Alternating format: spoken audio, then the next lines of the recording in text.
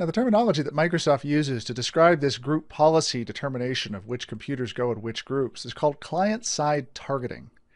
And let me flip back over here to our domain controller, just simply because that's where I've got a copy of the Group Policy Management console.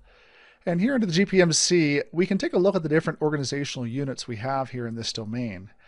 In this domain, we have all of our different computers currently being placed within the company computers organizational unit.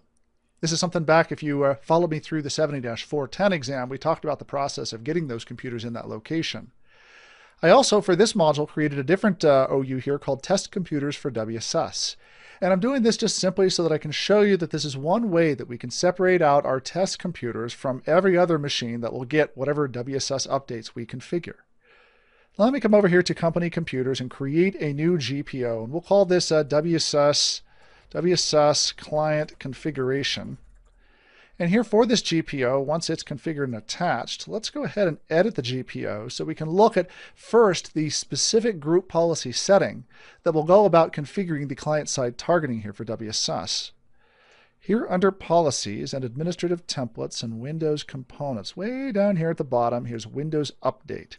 And you can see here a very long list of group policy settings that are available for tailoring what is in most cases just the user experience of dealing with WSS and update deployment. But also found in here are a couple of just master toggle switches for getting all the client pieces set up and operational. The one we want to take a look at first here is right here at the bottom called Enable Client-Side Targeting.